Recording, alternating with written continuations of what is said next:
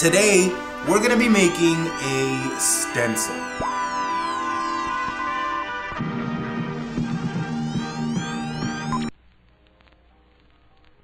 Hi, it's me, again. I don't know what that was. Anyway, something interesting Something happened while I was making a project for this channel, which is that's what we do here, right? I realized that I had to make a thing in order to finish making a thing, which I thought was... It's got my fingerprints all over it. We're gonna be making a stencil. Can you see that? Yeah, we're gonna be making a stencil, and it's out of plastic. It is a stencil of my brand new and shiny logo for this channel. So I'm very excited. I need this stencil in order to finish another project, like I said. I'm not telling you to make a stencil of my logo. Perhaps you have one, or just an image that you would like to stencil onto a thing.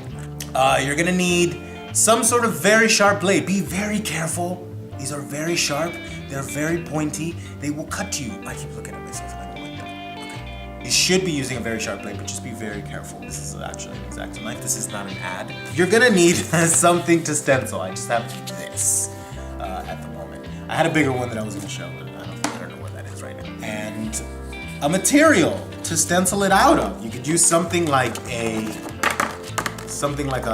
card stock would work. Something like a thin cardboard, that might work. I decided to do it out of a clear plastic. Now this is just off of some sort of packaging for something that I bought at some point. You could probably get multiple uses out of it, which is why I made it out of plastic.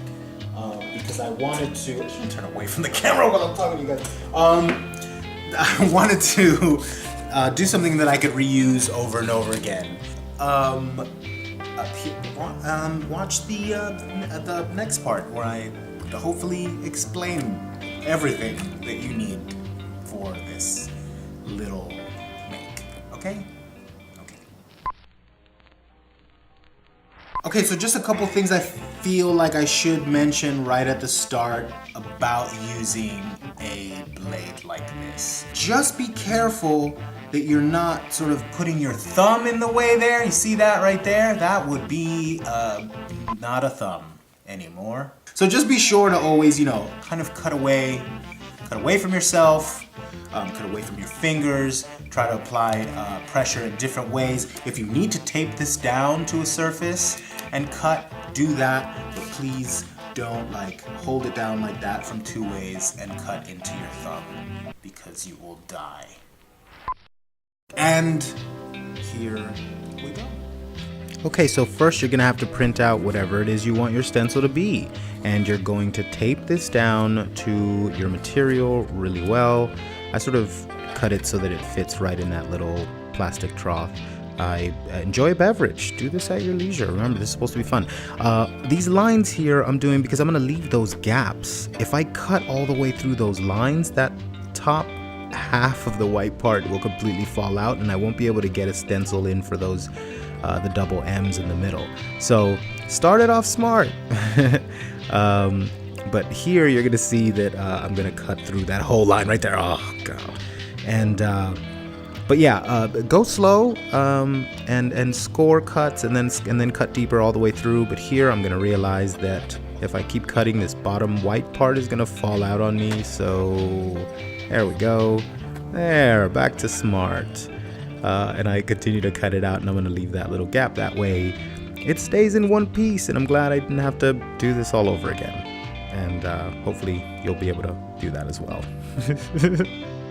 So that was it. I hope you enjoyed. Please, if you have any questions, let me know. A good place to put them would be, do all the YouTube things if you want.